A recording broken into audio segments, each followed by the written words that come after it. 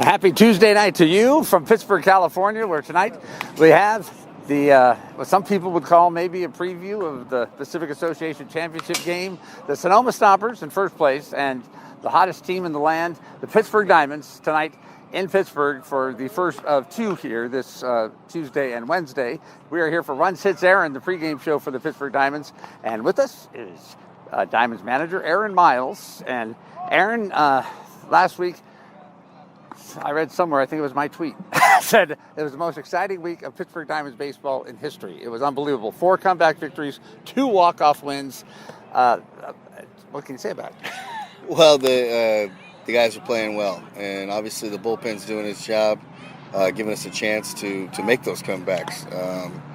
And they're close games. They're tough games with Napa, but we seem to have that niche for coming through right now, and we got a lot of guys swinging really good bats right now. It's that time where you've seen all the pitchers. Everybody has seen everybody, so you know what to expect. And I think for us, our bullpen's doing a heck of a job right now. Regardless of the fact that these guys have seen them all year long, and you can see Napa's bullpen's a little bit struggling, and we took advantage and came out on top in exciting games. And Joel Carranza swinging a hot bat, Lashley, Quitzer, and these guys are doing a heck of a job. Carranza not only knocked in a walk-off single on Thursday night, on Saturday in the Diamonds' last at bat, which happened to be the bottom of the 8th, so it wasn't a walk-off situation. He knocks in the winning run, and then again on Sunday he comes through with big hits. And Morgan Blatnick scores the winning run on that one from third base. It's just something you don't get to see that often, and they'll have it all crammed in here at the end of the year. It's almost like someone wrote a script. Well, exactly, and I knew we were capable of playing like this. Obviously the close wins and the comebacks, certain things have to fall, but I knew we were capable of playing to this level. These guys swinging the bats like this, and the pitching staff pitching the way they are. And it's a thing about a guy who's getting hot at the right time, and obviously Lashley getting his at-bats underneath him, and Quitzer showed up hot. I think Carranza's playing as good as he's ever played right now. And so we got a lot of guys that are doing what we thought they could, and it's finally happening. And we just have to keep it going, because these 10 days, you don't want to get cold. Yeah. And then all of a sudden go into those, big-time games at the end with not that confidence that you have now. The confidence that we have right now is what we need to keep. The Diamonds have crept up to the 500 level, 1 game below, and every time they've done that, about 3 or 4 times previous, they fell back below 5, and they lost and would fall back. This time you crept up there, and this time you made 500 on Sunday with a victory. What does that mean? Does it mean anything? Well, from where we, you start at the beginning of the season, and we said we'd have 10 games to go, and we'd just be a 500 ball club. I would have said, well, that's kind of disappointing. Right.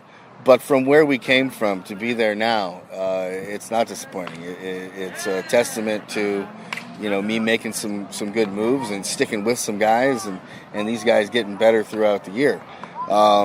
And that being said, it seems like we've played everybody when they were at their best. We're about to play Martinez for 6 games. They're playing the best games that they've ever had. We played Santa Fe a lot in the beginning when they were at their best. We played Vallejo when they were at their best. And so, we're where we are right now, where we want to be. And to be 500 and say we're finally 500 feels good right now. And hopefully we can, win on out these next 10 games and finish above 500. And that'll feel great as a manager and as a ball club. Sonoma has played a torrid pace recently, and winning 8 out of 10 games in a regular fashion. And they caught up with Santa Fe, which seemed uncatchable at one point in the season, and passed them, and now seems to have at least a beat on first place. They don't have it clinched or anything, but is this a preview tonight of the Pacific Association Championship, the 2 hottest teams in the league? Well, you could say that. I think it's definitely the 2 hottest teams in the league right now. Obviously, the playoffs, the format is something nobody really likes. It's 2 games, so if we had a traditional, 7-game series or a 3-game series, I would bank on it that these would be the 2 teams playing in the end. But anything can happen in one game, and that's what we're forced to do in this league. And So we can talk about all those things about how these are the two best teams, and it's a preview of that. But we all know it comes down to one game, and who's going to get in that championship game is who's going to play one good game, and that's it. So that's the story of this league. I wish it was different, but that's the way it is. But I will take the fact that these are the two best teams in the league right now, the two hottest teams, and obviously I'd like to take these two from them. So we've got 2 weeks to go. You've got 10 games. There's this week is a regular 6-game week. Next week, 4 games with the last game on Friday. And then the playoffs on Saturday, and then the championship game on Sunday. That gives you a chance, if things were to kind of stay as they are now, to manipulate your starting pitching rotation to get who you want in Saturday's game and who will have rested for Sunday's game. And when does that start? Or have you figured on who that would be, or what's the process? We've already started looking at that, and it's going to be a process. You're going to see somebody that's going to start for us that you wouldn't think of. I don't even know. Kaz Canella may start a game on the mound. So, we're definitely going to, try to manipulate this thing so we go into, the semifinal and the final game with our pitching rested and with who we want throwing. So, most likely, just a quick snippet. I mean, if we have to face San Rafael in that first game, which looks like it possibly could happen if they don't catch these guys, Blackley probably profiles best against them, seeing as though he's left-handed and they got a lot of potent left-handed bats.